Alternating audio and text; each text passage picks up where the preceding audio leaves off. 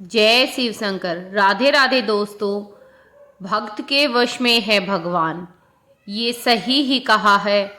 धन्ना भगत का जन्म एक किसान परिवार में हुआ था। वह जाट परिवार था।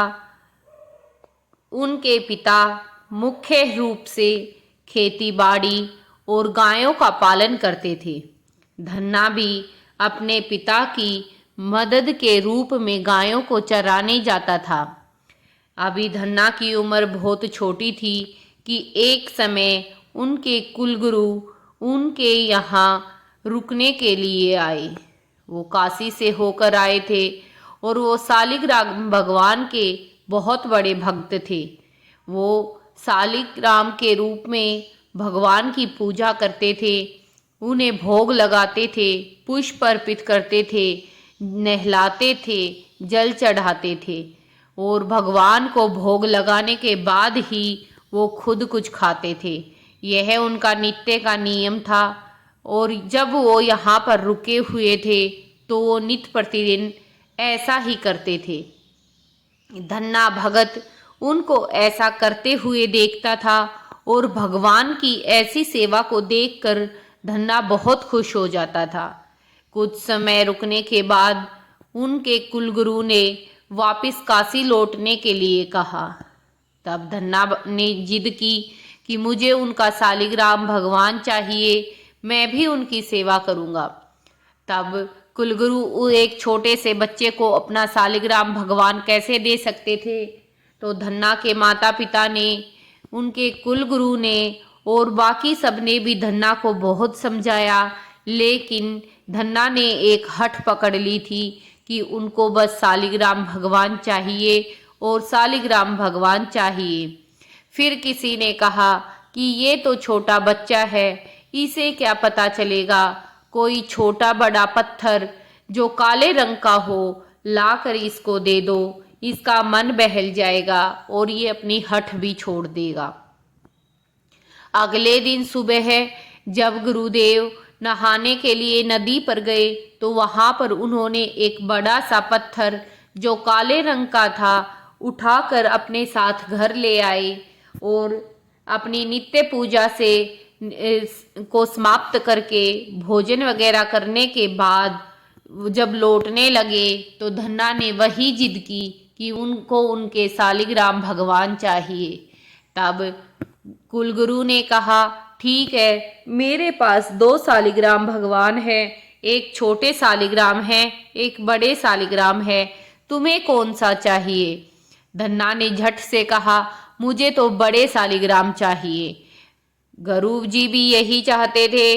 उन्होंने भी वह काला मोटा पत्थर धन्ना को दे दिया और काशी को लौट गए। अब धन्ना ने भी मन में ठान लिया था कि वह भी सालिग्राम की उसी तरह से पूजा करेंगे जैसे उनके कुलगुरु करते थे। अगले दिन सुबह धन्ना की माता ने बाजरे की रोटी, साग और गुड़ रखकर गायों के साथ धन्ना को भेज दिया। धन्ना अपने साथ अपने सालिग्राम भगवान को भी ले गए और वहां जाने के बाद जब भोजन का समय हुआ तो जोर जोर से आवाज लगाने लगे, आओ सालिग्राम भगवान आओ, मैं आपको भोग लगाता हूँ, मैं आपको भोजन कराऊंगा।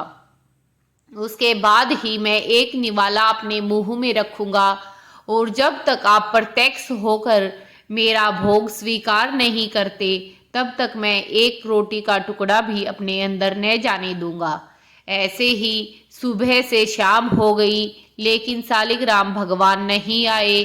तो धन्ना ने वह रोटी गाय को खिला दी और घर वापस आ गया। ऐसे ही 3 दिन तक चलता रहा। 3 दिन तक धन्ना भूखा रहा। चौथे दिन जब धन्ना ने वही बात कही तो वह भूख से परेशान होकर चिल्लाने लगा कि आप तो ठहरे बड़े सालिग्राम, आपको तो 56 तरह के भोग लगते होंगे, मेरा रूखा सूखा भोजन आप क्यों स्वीकार करोगे। आपको तो मुझ नन्हे बालक पर दया भी नहीं आती। आकर एक निवाला अगर आप भोग लगा लोगे तो इसमें आपका क्या चला जाएगा। भगवान ने नन्हे बालक की ऐसी प्रार्थना को सुनकर साक्षात वहां पर उनको दर्शन दे दिए। दर्शन देने के बाद शालिग्राम भगवान को धन्ना भोजन कराने लगे और भगवान बैठकर भोजन करने लगे। बाजरे की 4 रोटी माँ ने उसको बांध रखी थी। 2 रोटी शालिग्राम भगवान ने खा ली और जब तीसरी रोटी उठाने लगे तो धन्ना ने उनका हाथ पकड़ लिया। धन्ना ने कहा, आप तो सारी ही रोटियां खा जाओगे, मैं 3 दिन से भूखा हूँ, मुझे भी तो कुछ खाना है, ये 2 रोटियां मेरे लिए छोड़ दो। ऐसी बालक की बातें सुनकर भगवान हंसने लगे और कहा, ठीक है, ये 2 रोटियां तुम खा लो। अब तो ये रोज का ही नित्य प्रतिदिन का नियम हो गया था। धन्ना पहले भगवान को भोजन कराते, फिर खुद कुछ खाते। ऐसा ही काफी दिनों तक चलता रहा। फिर एक दिन शालिग्राम भगवान ने कहा, मैं मुफ्त में किसी का भोजन नहीं करता, तुम मुझसे अपना कुछ काम करा लो। तब धन्ना भगत ने कहा कि मैं तो छोटा बच्चा हूँ, मैं तो बस गायें ही चराता हूँ, मैं आपसे भला क्या काम कराऊंगा। तब शालिग्राम भगवान ने कहा, ठीक है, मैं तुम्हारी गायें ही चरा दिया करूँगा और फिर तुम्हारा भोजन कर लिया करूँगा। धन्ना भगत ने भी हाँ की और दोनों मिलकर गायें चराने लगे। अब एक दिन धन्ना भगत ने कहा, जब आपने मुझे प्रत्यक्ष दर्शन दे ही दिए हैं तो आप मुझे हृदय से क्यों नहीं लगाते। तब शालिग्राम भगवान ने कहा, मैंने तुम्हें प्रत्यक्ष दर्शन तो दिए हैं, लेकिन जब तक तुम किसी जीव गुरु को अपना गुरु नहीं बना लेते तब तक मैं तुम्हें अपने हृदय से नहीं लगा सकता। तब धन्ना ने कहा, मैं तो छोटा बालक हूँ, मुझे तो गुरु के बारे में कुछ नहीं पता, तो भला मैं किसको अपना गुरु बनाऊं। तब भगवान ने कहा, रामानंदाचार्य मेरे ही स्वरूप में विराजमान है, तुम काशी में जाकर उनको अपना गुरु बनाओ, उनकी शरण में जाओ, फिर मैं तुम्हें हृदय से लगा लूंगा। धन्ना भगत ने ऐसा ही किया। वो काशी को निकल गए। वहां पे गुरु रामानंदाचार्य को सब बात कही, उनको अपना गुरु बनाया और वहीं पर शालिग्राम भगवान की सेवा में लग गए।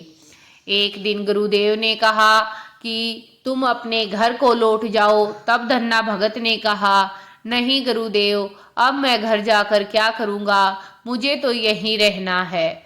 तब गुरु रामानंदाचार्य ने कहा, देखो, अगर तुम यहाँ रहोगे तो सिर्फ तुम्हारा ही उद्धार होगा, और अगर तुम अपने घर जाकर गृहस्थी को संभाल कर खेती बाड़ी करने के साथ साथ शालिग्राम भगवान की सेवा करोगे तो बहुत सारे जीवों का कल्याण होगा। गुरुदेव की आज्ञा पाकर भगत धन्ना अपने घर की तरफ लौट आया। घर को लौटकर आने के बाद भगवान ने उसको अपने हृदय से लगा लिया। अब तो धन्ना खूब संतों की सेवा करता, उनको भोजन कराता और जितना भी कुछ होता उनको दान दक्षिणा देता। ये उसका नित्य का नियम हो गया था। दूर दूर तक संतों की सेवा के चर्चे होने लगे थे। नित्य प्रतिदिन उनके घर पर संत आया करते थे और संतों का तांता सा लगा रहता था।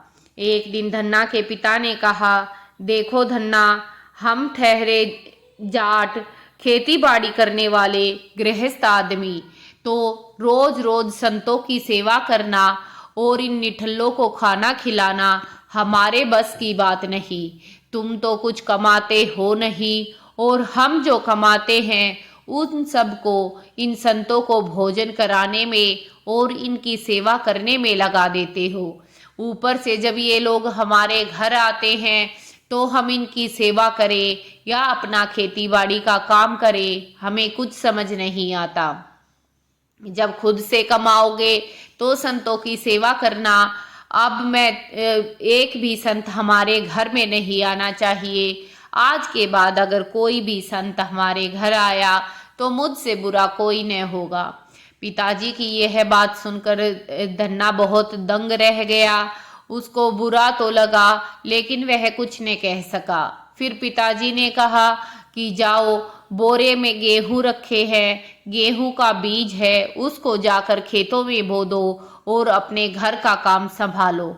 अब धन्ना ने बैलगाड़ी में गेहूं के बोरे रखे और खेतों की तरफ चल पड़ा। जब वह खेतों की तरफ जा रहा था तो रास्ते में उसे बहुत सारे संत आते हुए दिखाई दिए। तो उन संत धन्ना ने गाड़ी से उतरकर संतों को विनम्रता से प्रणाम किया और सबके चरण छुए। चरण छूने के बाद संतों ने धन्ना से कहा कि बेटा, हमें तुम्हारे गांव में धन्ना भक्त के घर जाना है, क्या तुम हमें उसके घर का पता बता सकते हो? तब धन्ना ने बड़ी विनम्रता से कहा, महाराज, मुझे ही लोग धन्ना भक्त कहते हैं। तब संतों ने कहा, जैसा सुना था वैसा ही पाया। सुना है तुमने बहुत छोटी उम्र में भगवान के दर्शन पा लिए हैं और अब हम तुमसे मिलने आए हैं, तुम्हारे दर्शन करने आए हैं। चलो तुम्हारे घर चलते हैं, वहां बैठकर बातचीत करेंगे और भी विषयों में चर्चा करेंगे। अब धन्ना के मन में आया कि आज ही तो पिताजी ने मुझे इतना गुस्सा किया है और वो नाराज है और ये भी कहा है कि किसी संत को घर लेकर न आना। अगर मैं इनको घर लेके गया तो निश्चित ही पिताजी मुझे मारेंगे, गुस्सा करेंगे और चिल्लाएंगे। तो उसने संतों से कहा कि हे महात्माओं, मेरे घर पे तो कोई नहीं है, मैं भी गाड़ी लेकर खेत में ही जा रहा था। अगर आपको मुझसे बातचीत करनी है तो आप सब भी मेरे साथ खेत में ही चलो। संतों ने कहा, ठीक है, हमें तो तुमसे ही मिलना था और तुमसे ही बात करनी थी। अगर चाहे खेत में चलो चाहे घर में चलो, हमें इस चीज से कोई फर्क नहीं पड़ता। अब सब संतों को गाड़ी में बिठाया और खेत में पहुंच गए। खेत में पहुंचने के बाद एक बड़े से चबूतरे पर पेड़ की ठंडी छांव में सब संतों को बिठाकर पानी दिया और उनसे कहा कि आप सब यहाँ बैठिए, मैं कुछ भोजन का प्रबंध करके आता हूँ। अब धन्ना वापिस से गाड़ी में बैठा। गाड़ी में बैठने के बाद वो सीधा साहूकार सेठ की दुकान पर गया। वहां जाकर गेहूं के बोरे को बेचकर दाल, चावल और आटा खरीद कर ले आया। वापिस आने के बाद सब ने मिलकर दाल, चावल, चूरमा, भाटी बनाया और सब ने बहुत ही स्वादिष्ट भोजन किया। और फिर धन्ना ने सब संतों को हंसी खुशी से विदा कर दिया। अब संतों के जाने के बाद धन्ना को चिंता हुई कि अब पिताजी पूछेंगे कि खेतों में क्या बोकर आए हो, तो क्या कहूँगा। आसपास के किसान भी उनको बता देंगे कि इसने तो खेतों में कुछ न बोया। फिर धन्ना ने सब बोरों में रेत भरा और रेत भरकर आसपास के किसानों को दिखाने के लिए उसी रेत को खेतों में छिड़कने लग गया। अब खेत को रेतों में छिड़कता जा रहा था। आसपास के लोग सोच रहे थे कि धन्ना भी गेहूं बो रहा है, तो इस चीज का शक किसी को न हुआ। अब धन्ना सब रेत को बोकर घर आ गया और सोच रहा था अब तो खेत की रखवाली भी नहीं करनी पड़ेगी, क्योंकि गेहूं तो बोया ही नहीं तो खेत में कुछ उगेगा भी नहीं, रेत से भला क्या उगेगा। कुछ समय के बाद गांव के बड़े बड़े लोग और उसके धन्ना के पिताजी मिलकर धन्ना के पास आए और धन्ना से कहा कि तुमने कैसी फसल उगाई है। एक एक गेहूं का दाना बिल्कुल अपनी अपनी जगह पर ऐसे लग रहा है जैसे नाप नाप कर बोया हो और एक एक दाना उगा है। ऐसी फसल हमने अपने जीवन में आज से पहले कभी न देखी। अब धन्ना मन में सोच रहा था कि मैंने तो रेत बोया है, गेहूं कहाँ से उगेंगे, शायद ये सब लोग मेरा मजाक उड़ा रहे हैं। तो वह मन में संकोच कर चुप रहा। फिर उसने सोचा कि चलो एक बार खेत में जाकर देख आऊं। तो वह खेत में गया। खेत में जाकर वह क्या देखता है और आश्चर्यचकित रह गया। खेत में बहुत ही गहरी और घनी फसल गेहूं की उगी हुई थी। फसल को देखकर, भगवान की कृपा को देखकर धन्ना की आंखों में आंसू आ गए और वह भगवान की कृपा को देखकर रोने लग गया। अब सब लोगों ने पूछा, धन्ना के पिताजी ने पूछा, बेटा तुम फसल को देखकर रो क्यों रहे हो? फसल तो बहुत अच्छी उगी है। तब धन्ना ने सारी बात अपने पिताजी को कही। पिताजी, जिस दिन मैं गेहूं का बीज लेकर आया था, रास्ते में कुछ संत मुझे मिले थे। उन संतों को मैंने गेहूं बेचकर भोजन करा दिया था और फिर आसपास के लोगों को दिखाने के लिए खेत बोरे में रेत भरकर खेत में मैंने रेत को बोया था। फिर भला ये गेहूं की फसल कैसे उग गई? ये सब भगवान की कृपा है। इसीलिए भगवान की कृपा देखकर मेरी आंखों में आंसू आ गए। अब धन्ना की इतनी बात सुनकर धन्ना के पिताजी भी रोने लगे और कहने लगे, बेटा आज के बाद हम तुम्हें कभी भी संतों की सेवा के लिए नहीं रोकेंगे और कुछ न कहेंगे। तुम खूब संतों की सेवा करो, दान दक्षिणा दो और मैं भी तुम्हारे साथ भगवान की पूजा पाठ किया करूंगा और संतों की सेवा किया करूंगा। अब तो बस संतों की सेवा करना, पूजा पाठ करना, ये सब धन्ना का नित्य नियम बन गया था। उसके पिताजी और उसके परिवार वाले भी उसके साथ संतों की सेवा करते थे।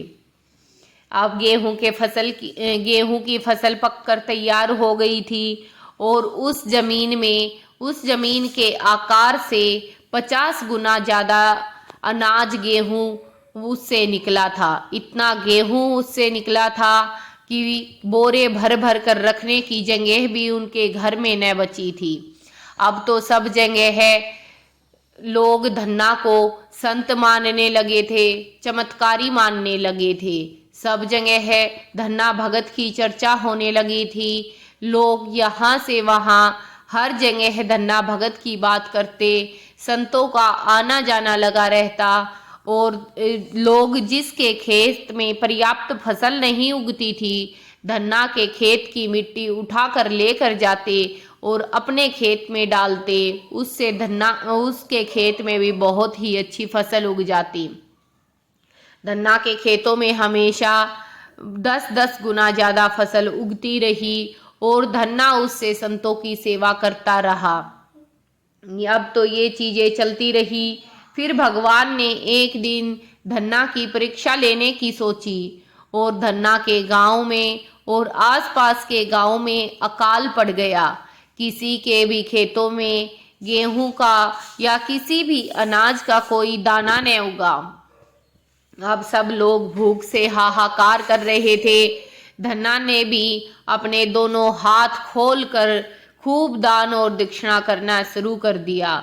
भूखों को भोजन कराया, सबको अनाज बांटने लगा, संतों को भोजन कराने लगा और खूब सारी सबकी सेवा करने लगा। धन्ना ने सोच लिया था कि अब वह जब तक उसके पास सामर्थ्य है, उसकी ताकत है, वह लोगों की सेवा करता रहेगा, वह लोगों की सेवा करने से पीछे नहीं हटेगा। अब धन्ना सेठ के यहाँ भी समय आ गया था कि खाने का भोजन खत्म होता जा रहा था। लोगों ने धन्ना भगत की मजाक बनाना शुरू कर दिया कि ये कैसा पागल आदमी है जो अपना सब कुछ कैसे लुटा रहा है, बेच बेच कर लोगों की सेवा कर रहा है, अपने घर और परिवार के बारे में बिल्कुल भी नहीं सोचता। अगर उसके द्वार पर कोई जाता है तो कभी भी खाली हाथ लौट कर वापिस नहीं आता। पता नहीं कैसा मूर्ख इंसान है। फिर ऐसे ही एक दिन धन्ना सेठ के यहाँ 2 संत आए।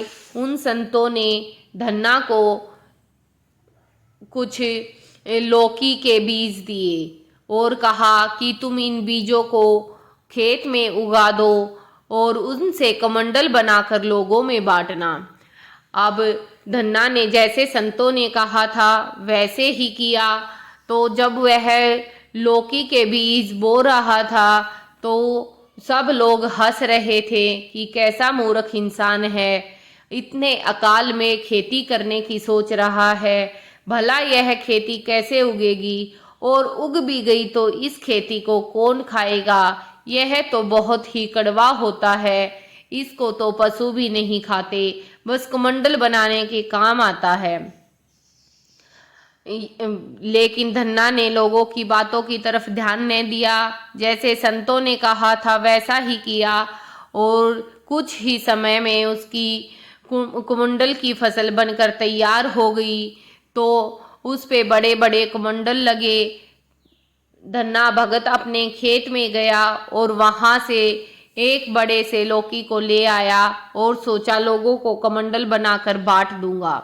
जैसे ही उसने घर लाकर उसको काटा तो वह सोने चांदी और कीमती हीरे जवाहरात से भरा हुआ निकला, और भगवान की ऐसी कृपा देखकर धन्ना भक्त के आंखों में आंसू आ गए। फिर धन्ना ने अपने खेत से सारे कमंडे तोड़े, सबको काट काट कर देखा, उनमें हीरे जवाहरात सोना चांदी इतना भरा था कि अब तो धन्ना के पास राजा महाराजाओं से भी ज्यादा धन हो गया था। उसने इस धन से लोगों की सेवा की, लोगों में धन को बांटा, बहुत सारे भंडारे चलाए जिसमें आसपास के गांव, दूर दूर के गांव से भी लोग अकाल के समय में भोजन करने आते थे। तीनों समय का भोजन उनको दिया जाता था, और जो भी जरूरतमंद उनके दरवाजे पर आता उससे उनकी सेवा की जाती थी। अब तो धन्ना ने बहुत सारे बावड़ी, तालाब, नदी, कुएं बनवाए, लोगों की खूब सेवा की, और इस तरह धन्ना धन्ना सेठ के नाम से प्रसिद्ध हो गया। इसीलिए आजकल भी जब किसी को कहा जाता है कि तुम ज्यादा धन्ना सेठ ना बनो, तो इसीलिए कहा जाता है क्योंकि धन्ना सेठ मन और तन दोनों से धनी थे। वो लोगों की खूब सेवा करते थे, भगवान के प्रिय भक्त थे। दोस्तों, अगर कहानी अच्छी लगे तो दूसरों तक शेयर करना और मेरे चैनल को सब्सक्राइब करने की कृपा करना।